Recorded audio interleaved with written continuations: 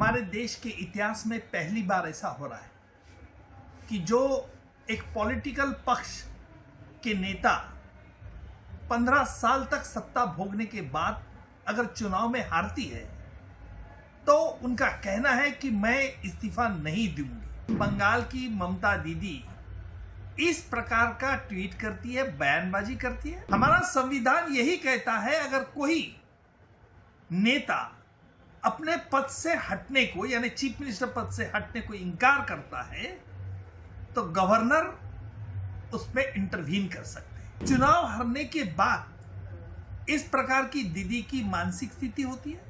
हमारे देश के इतिहास में पहली बार ऐसा हो रहा है कि जो एक पॉलिटिकल पक्ष के नेता 15 साल तक सत्ता भोगने के बाद अगर चुनाव में हारती है तो उनका कहना है कि मैं इस्तीफा नहीं दूंगी। मुझे ताज्जुब इस बात का है कि जिन्होंने 15 साल सत्ता भोगी ऐसी पश्चिम बंगाल की ममता दीदी इस प्रकार का ट्वीट करती है, बयानबाजी करती है।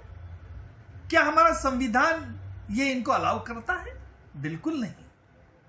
हमारा संविधान यही कहता है अगर कोई नेता अपने पद से हटने को यानी चीफ मिनिस्टर पद से हटने को इनकार करता है तो गवर्नर उसमें इंटरवीन कर सकते हैं। गवर्नर उनको डिसमिस कर सकते हैं और जो चुनाव में जो बहुमत से पार्टी आई यानी भाजपा का नेता को पार्टी चुनाव के लीडर के लिए वो निमंत्रित कर सकते हैं।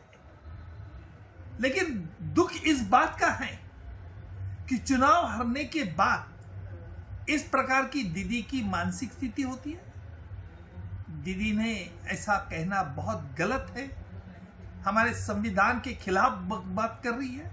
अगर दीदी को यह कहना है, अगर उनको चुनाव से कोई इतराजी है तो उसको चुनाव को आप चुनौती दे सकते हैं।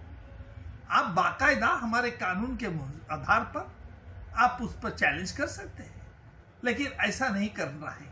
तो इसका मकसद यही है कि क्या आप इस बयानबाजी करके आपने जो पॉलिटिकल वर्कर से उनको ये प्रेरणा दे रही है कि जिस प्रकार पश्चिम बंगाल में अंधाधुंधी कर रही है, क्या वही पॉलिटिकल एजेंट आपके सब करना चाहते हो?